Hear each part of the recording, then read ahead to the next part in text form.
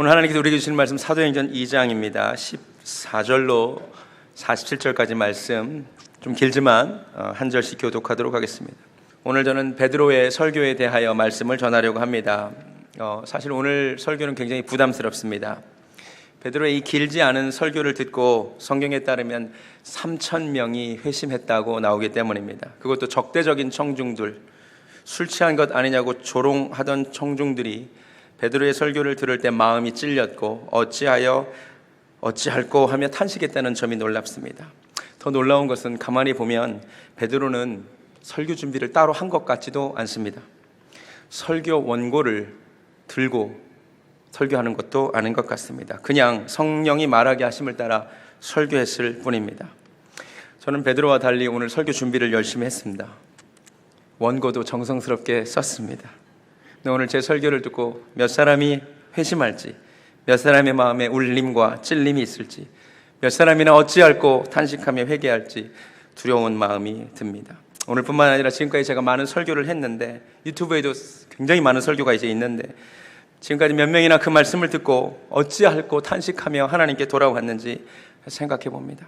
부디 바라기는 베드로처럼 한 편의 설교로 3,000명이 회심하는 역사는 없어도 평생 하는 설교로 3,000명이 하나님께로 돌아오면 좋겠습니다. 무엇보다 오늘 이 영광스러운 내용을 전해야 하는데 제 부족한 설교가 본문의 영광스러움을 가리지 않을까 두려운 마음으로 하나님의 은혜와 긍휼을 구하며 전합니다. 14절을 다시 읽겠습니다.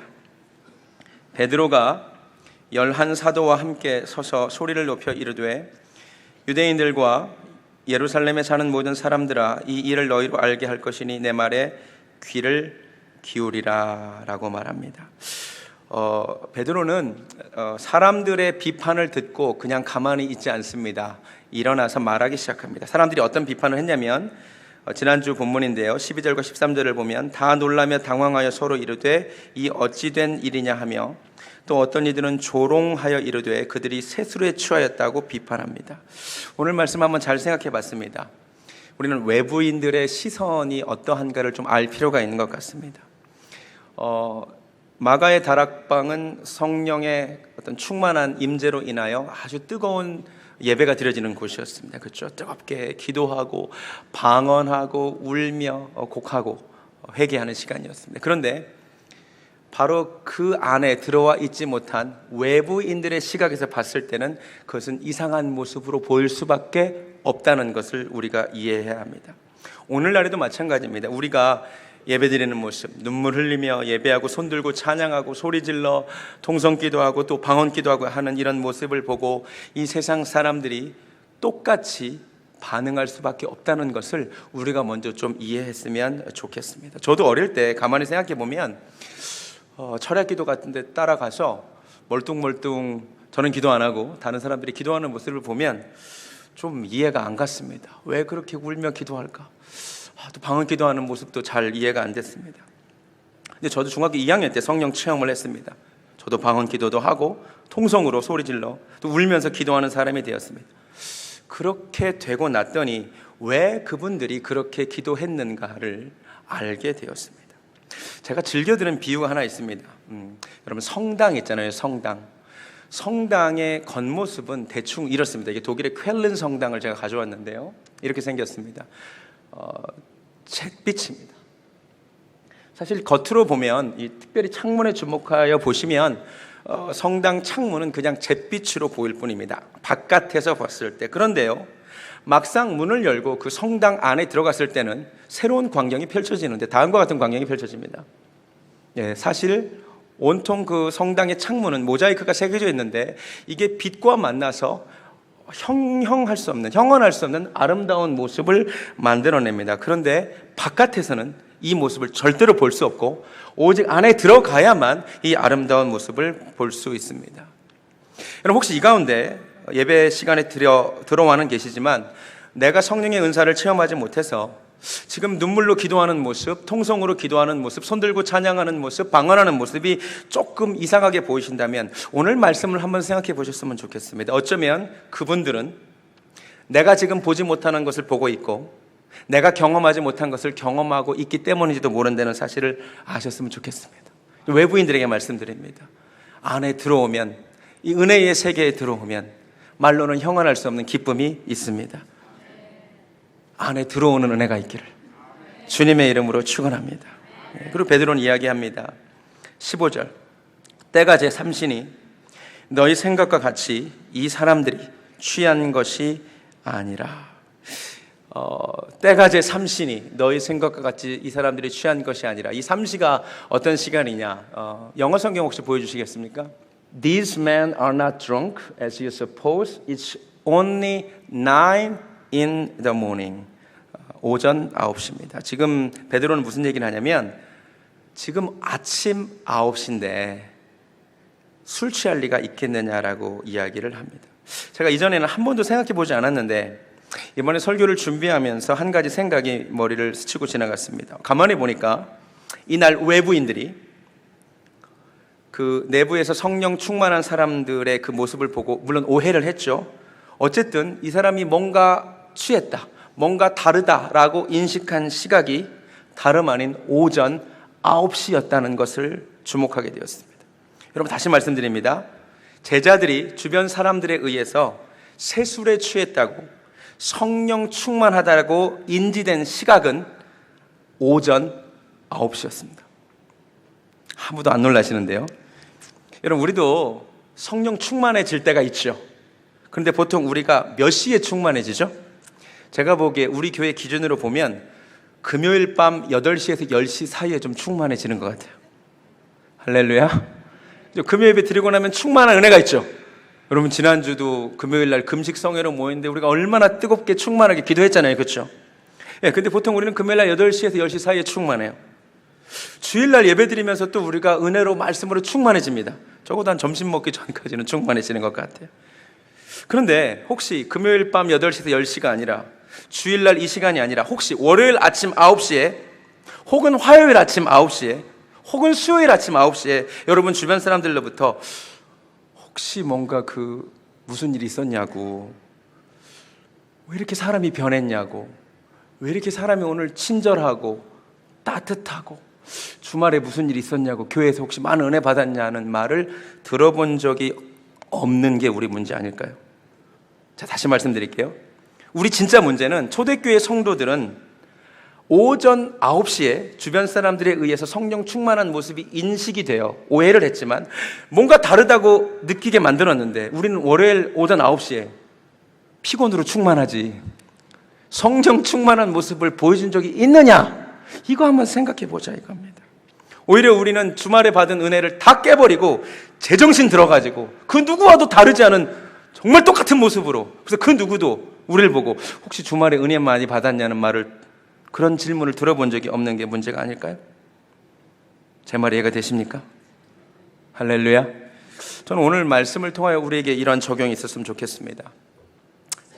월요일 아침 9시에, 화요일과 수요일과 목요일과 금요일 아침 9시에 누군가로부터 당신 뭔가 세술에 취한 것 같다고, 당신 삶에 어떤 변화가 있는 것 같다고, 할렐루야, 이런 말을 한번 들어보기를 주님의 이름으로 축원합니다.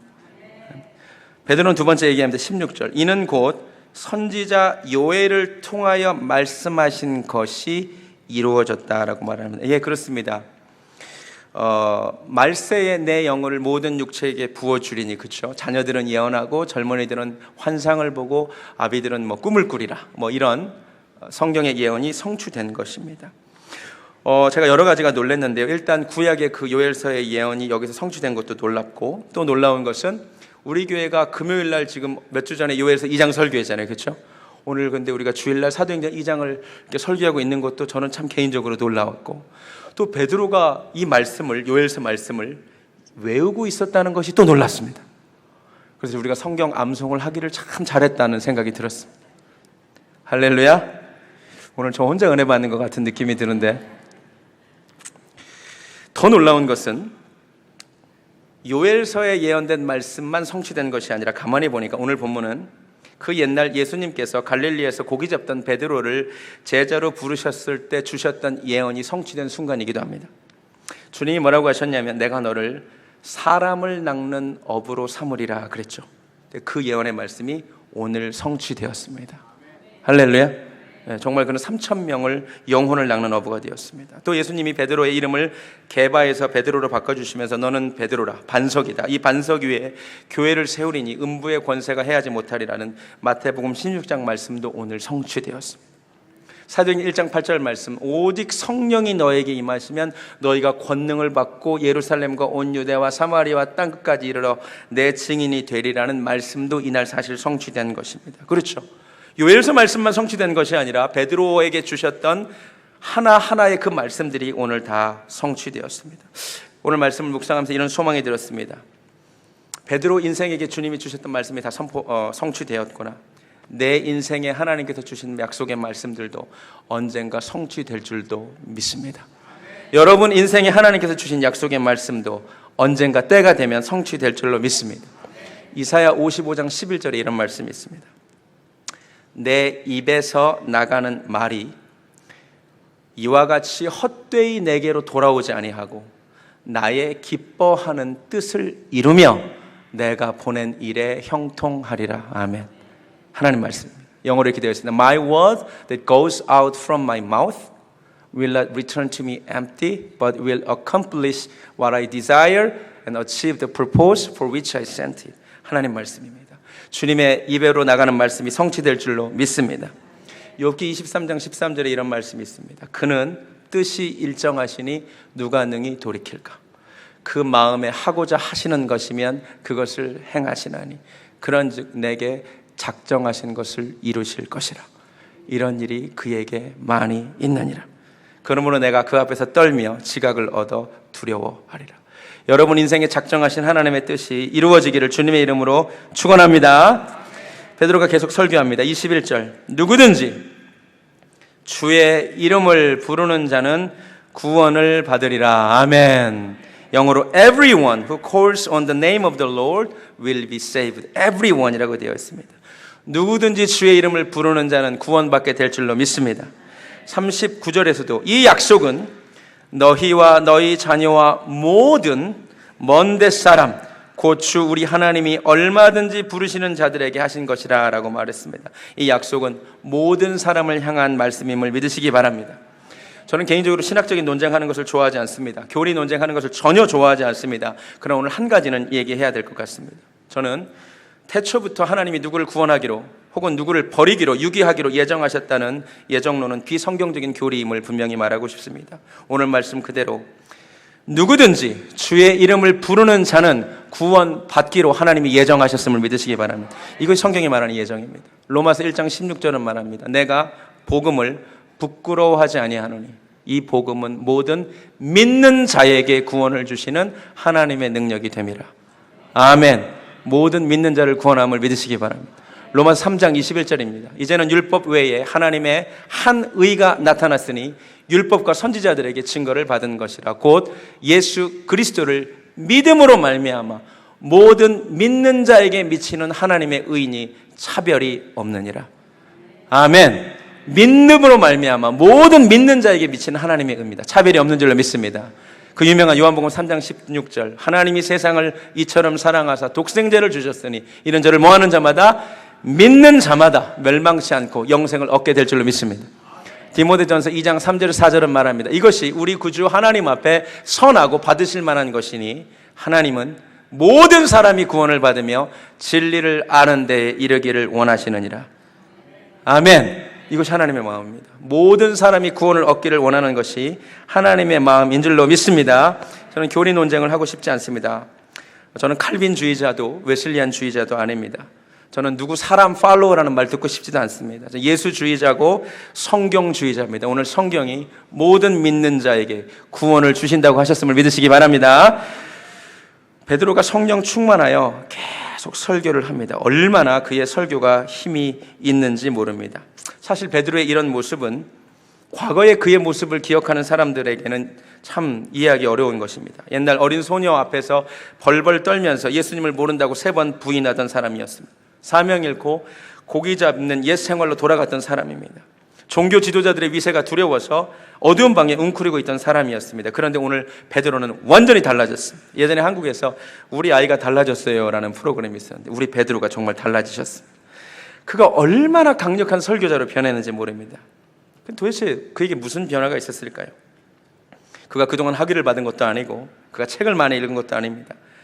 그의 인생에 딱 두 가지 변화가 있었을 뿐입니다. 무슨 일이 있었느냐? 첫 번째, 사명을 잃어버리고 옛 생활로 돌아간 베드로를 주님이 찾아가셔서 그의 사명을 회복시켜 주신 거죠. 3번이나 주님을 모른다고 부인한 베드로에게 3번이나 네가 나를 사랑하냐고 물으시면서 그를 용서해 주셨습니다. 주님이 베드로를 용서해 주셨음을 믿으시기 바랍니다. 또 하나, 그는 성령 충만을 사모하고 기도하다가 성령 충만함을 받고 능력 있는 설교자가 되었습니다. 다른 것 하나도 없고 딱 2가지 은혜, 용서의 은혜를 경험하고 성령 충만함을 경험했기 때문입니다. 우리도 이 2가지 은혜를 사모하기 원합니다. 우리가 예수님을 믿을 때 우리의 모든 죄가 용서받게 될 줄로 믿습니다. 근데 그뿐만이 아닙니다. 우리 기독교는 성령 충만함을 받아야 한다고, 성령 충만해야 하나님의 능력이 우리에게 임하게 된다고 말하고 있음을 믿으시기 바랍니다. 용서 받으셨습니까? 성령 충만을 간구하시기 바랍니다. 이렇게 설교할 때에 37절, 그들이 이 말을 듣고 마음에 찔려 베드로와 다른 사도들에게 물어 이르되 형제들아 우리가 어찌할꼬 하거늘. 정말 중요합니다. 베드로가 설교할 때 그들의 마음이 찔렸습니다. 헬라어 원어로 보면 그들의 마음이 뚫렸습니다. 표적을 정확하게 뚫은 설교였습니다. 하나님의 말씀의 칼이 그들을 정확하게 찔렀습니다. 그들의 마음이 뚫리자 그들에게 고통이 임했습니다. 중요한 것은 베드로가 아니라 성령님이 찔렀다는 것입니다. 예배 시간에 성령님이 우리를 이렇게 찌르는 역사가 있기를 주님의 이름으로 축원합니다. 제가 여러 번 말씀드렸습니다. 모든 설교는 반드시 나를 향한 표적 설교가 되어야만 합니다. 우리 한국교회에 굉장히 잘못된 개념이 들어왔습니다. 목사님이 나 대하여 표적 설교했다고. 그럼 감사해야 됩니다. 모든 설교는 성령님이 나를 표적 삼아 찌르는 것임을 믿으시기 바랍니다. 내가 찔려야죠. 그러면 누가 찔려야 되겠습니까? 오늘 말씀이 나를 찌르기를 주님의 이름으로 축원합니다. 가끔 신앙생활을 왜 하느냐고 물으면 마음의 안정과 평화를 얻기 위해서라고 말하는 분들이 계십니다. 오늘 좀 진실을 말씀드리겠습니다. 궁극적으로는 마음의 평안이 임하는 건 맞습니다. 그런데 기독교 신앙은 참 평안과 안정이 주어지기 전에 먼저 마음이 불편해져야 됩니다. 먼저 마음이 찔려야 됩니다. 어찌할꼬 회개해야 되는 것이 먼저입니다. 아멘. 기독교는 결코 사람들에게 달콤한 말로 평안할 것이라고 얘기해주는 종교가 아니라 불편한 진실을 알려줍니다. 당신들 그대로 살면 망한다. 한 번 죽는 것은 사람에게 정해진 것이요 그 후에는 심판이 있다. 어떻게 그렇게 사느냐? 하나님 두려워할 줄 알아라. 이렇게 불편한 진실을 말해주고 어찌할꼬 탄식한 뒤에 주님의 십자가를 받아들이고 용서받은 자에게 참 평안이 임함을 믿으시기 바랍니다. 여러분 회개하시기 바랍니다. 계속 그렇게 죄 가운데 살다가 여러분 망합니다. 심판받게 되어 있습니다. 아멘. 아멘. 회개해야 됩니다. 회개해야 삽니다. 나보러 주여 주여 부르는 자마다 다 구원받지 못한다고 했습니다. 아버지의 뜻대로 행하는 자가 있기를 주님의 이름으로 축원합니다. 제가 그런데 오늘 설교를 준비하면서 참 하나님께 기도하게 되는 것은 베드로의 설교에 있었던 그 능력이 오늘 우리 가운데 나타나야 되는데 제 힘으로 아무것도 안 된다는 거죠. 오늘 이 시간에도 성령께서 여러분을 충만하게 해주셔서 성령께서 여러분의 마음을 찔러주시기만을 원합니다. 그래서 제가 오늘 설교 제목을 성령 충만을 사모하는 이유라고 했습니다. 제가 설교를 많이 하죠. 제가 보기에 설교를 너무 많이 합니다. 근데 진짜 하나님께서 도와주지 않으시면, 하나님이 찔러주지 않으시면 진짜 아무 소용이 없는 것 같아요. 근데 저만이 아니라 여러분도 잘 보면 저는 주일날 강단에서 설교하지만 따지고 보면 여러분은 월요일부터 토요일까지 이 세상이라는 강단에서 설교하는 설교자입니다. 부모가 자식에게 하는 이야기가 그곳에 하나님의 말씀과 하나님의 뜻이 담겨져 있다면 따지고 보면 그거 역시 설교입니다. 맞습니까? 오늘 부모에게 성령 충만하는 역사가 있기를 원합니다. 그래서 부모가 자녀들에게 하나님의 말씀을 가르쳐 줄 때 자녀들이 어찌할꼬 탄식하는 은혜가 있기를 원합니다. 아멘. 선생님이 아이들에게 성령 충만해져서 진리를 가르칠 때 아이들의 마음이 뚫려서 어찌할꼬 이렇게 살면 안 되는구나 깨닫는 은혜가 있기를 원합니다. 직장에서 여러분이 만나게 되는 직장 동료들에게 여러분이 진리를 말해줄 때 설교할 때 하나님이 역사하셔서 그들의 마음에 어찌할꼬 탄식하는 은혜가 정말 있기를 주님의 이름으로 축원합니다. 40절 말씀이 놀랍습니다. 또 여러 말로 확증하며 권하여 이르되 너희가 이 패역한 세대에서 구원을 받으라. 이 corrupt generation에서 구원을 받아라. 여러분 정말 중요합니다. 우리 시대의 악함을 알아야 됩니다. 이 패역한 시대가 얼마나 악한지를 알아야 됩니다. 이 시대로부터 구원받는 은혜가 있기를 주님의 이름으로 축원합니다. 이 시대가 얼마나 악한지 더 이상 간통이 죄가 아닙니다. 더 이상 동성애도 죄가 아닙니다. 개인의 취향이고 성적 정체성이라고 건들지 말라고 왈가왈부하지 말라고 말하는 세상이 되었습니다. 이 타락한 시대에서 우리는 구원받기를 원합니다. 안타깝게도 이 타락하고 폐악한 세대에서 구원을 받아야 되는데 교회들도 이 세대를 따라가고 있으니 통탄을 노릇입니다. 우리 교회가 깨어있기를 주님의 이름으로 축원합니다. 그리고 놀라운 일이 벌어집니다. 41절 그 말을 받은 사람들은 세례를 받음에 이날에 신도의 수가 3,000이나 더하더라. 그들이 사도의 가르침을 받아 서로 교제하고 떡을 떼며 오로지 기도하기를 힘쓰니라. 여러분 세례 받으셨습니까? 초대교회 성도들이 세례 받은 다음에 하신 일을 보기 바랍니다. 42절을 보니까 그들이 사도의 가르침을 받고요, 서로 교제하고요, 떡을 떼고요, 오로지 기도하기를 힘씁니다. 이게 한글 성경으로만 보면 기도하기만 힘쓴 것 같은데 사실 영어 성경으로 보면 그렇지 않습니다. 다 걸리는 말씀입니다. 영어 성경 보여주시면 They devoted themselves to가 다 걸립니다. 사도들의 가르침을 받는 것에도 힘쓰고 친교하는 것에도 힘쓰고 서로 떡을 떼는 것도 힘쓰고 기도하는 것도 힘썼다는 것입니다. 여러분 이 가운데 세례 받으신 성도님들 부탁드립니다. 하나님의 말씀을 배우는 일에 힘쓰시기 바랍니다. 아멘. 서로 교제하는 일에도 좀 힘쓰시기 바랍니다. 나는 말씀만 듣고 설교만 듣고 돌아가겠다가 아니라 서로 교제하는 것을 힘쓰는 것이 하나님의 뜻입니다. 그래서 구역을 나눈 겁니다. 구역원들끼리 서로 교제하기를, 온 성도님들끼리 교제하기를 힘쓰시기 바랍니다. 서로 떡을 떼시고 서로 애찬 나누시고 무엇보다도 기도하기를 힘쓰시기를 주님의 이름으로 축원합니다. 이럴 때에 43절 사람마다 두려워하고 사도들로 말미암아 기사와 표적이 나타나고 더 놀라운 것 44절부터 믿는 사람이 함께 있어 물건을 서로 통용하고 재산과 소유를 팔아 각 사람의 필요를 따라 나눠줍니다. 쉽게 말하면 더 이상 돈의 지배를 받지 않습니다. 공동체가 필요하면, 하나님 나라의 일에 필요하면 자신의 사유재산도 하나님께 드리는 지갑을 여는 상태가 되었습니다. 돈을 더 이상 숭배하지 아니하고 하나님의 일을 위하여, 이웃을 위하여 내놓는 것, 이것이 성령 충만한 상태인 줄로 믿습니다. 여러분에게 이런 은혜가 있기를 주님의 이름으로 축원합니다. 46절 날마다 마음을 같이하여 성전에 모이기를 힘쓰고 집에서 떡을 떼며 기쁨과 순전한 마음으로 음식을 먹고 하나님을 찬미하며 또 온 백성에게 칭송을 받으니 주께서 구원받는 사람을 날마다 더하게 하셨습니다. 정말 그렇습니다. 성령 충만하여 사람들에게 칭찬을 받았습니다. 오늘날 사람들은 말합니다. 왜 교회 다니는 사람들이 그러냐고, 왜 교회 다니는 사람들이 그 모양이냐고 답을 알고 있습니다. 성령 충만하지 않기 때문입니다. 성령 충만하지 않기 때문에 우리가 세상 사람들의 그렇게 비판을 받는 것입니다. 세상 사람들이 우리가 좀 다른 사람인 줄 알았는데 알고 보니까 하나도 다르지 않다는 것입니다. 오늘 이 말씀을 듣고 우리가 성령 충만을 원하는 은혜가 있기를 주님의 이름으로 축원합니다. 성령 충만해야 능력 있는 설교자가 되고, 성령 충만해야 회개하는 역사가 있고, 성령 충만해야 이 모든 초대교회 성도들의 생활하던 모습이 우리 가운데서도 나타날 수 있기 때문입니다. 오늘 말씀 제목 그대로 성령 충만을 우리가 소망하기 원합니다.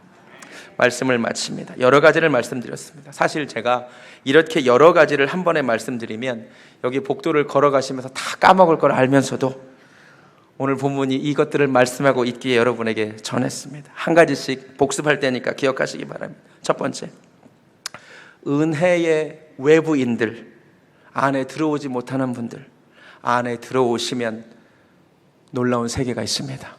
그 은혜를 여러분 체험하시기를 바랍니다. 오전 9시, 특별히 내일 아침 월요일 오전 9시에 성령 충만한 모습이 내 주변 사람들에게 인식되는 놀라운 은혜가 있기를 주님의 이름으로 축원합니다. 내일 아침 9시 베드로 한 사람 인생을 향하신 주님의 모든 말씀이 때가 되어 다 성취되었습니다. 여러분 인생의 하나님의 약속의 말씀이 언젠가 성취될 줄로 믿습니다. 누구든지 주의 이름을 부르는 자는 구원받습니다. 구원의 초청은 모든 사람을 향합니다. 그러나 예수님을 받아들이는 자만 구원받습니다. 오늘 주님을 영접하는 은혜가 있기를 바랍니다. 이 패역한 세대에서 구원받으시기 바랍니다. 시대에 매몰되지 말고 시대에 영향받지 말고 이 시대에서 구원받으시기를 바랍니다. 성령 충만하기를 간절히 소원합니다. 우리는 이렇게 말할 수 있습니다. 성령 충만 사모하고요, 그동안 성령 충만을 원하기도 했고요, 또 때로 성령 충만을 받은 것도 같습니다. 그런데 문제는 다 시간이 지나면 다 없어지는 것이 문제입니다. 맞습니까? 이거 저만의 문제 아니죠? 성령 충만을 받은 것도 같은데 시간 지나면 없어지고 흘러가는 것 같고 다 맞아요? 맞습니까? 저만 그런 거 아니죠? 여러분, 우리 한국 속담에 밑 빠진 독에 물 붓기라는 속담이 있어요. 혹시 아세요? 깨진 독에 물 붓기. 이 굉장히 영적인 속담입니다. 여러분, 맞습니다. 우리 인생이요, 깨진 존재입니다.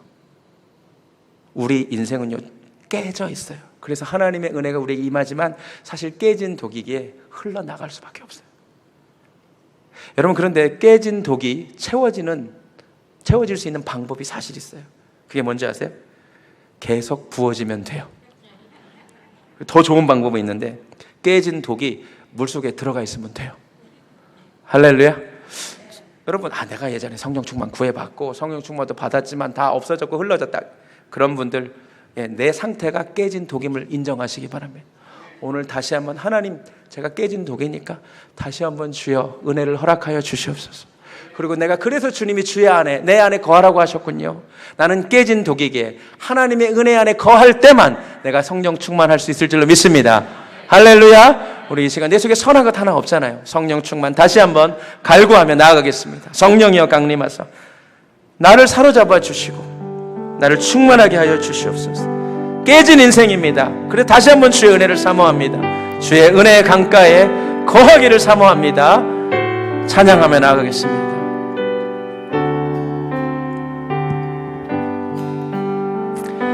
성령이여 강림하사 나를 감화하시고 애통하며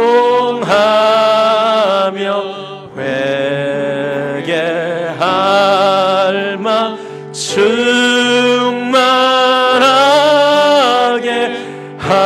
하나님 다시 한번 충만하게 하소서. 예수여 비오니 나의 기도 이 시간 다시 한번 충만하기 원합니다. 애통하며 회개할 맘 충만하게 성령이여 강림하사 성령이여 강림 크신 권능 주소서. 크신 권능 주소서. 원하옵고 원하오니 원하옵고 원하오니 충만하게 하소. 예수여 비오니 예수여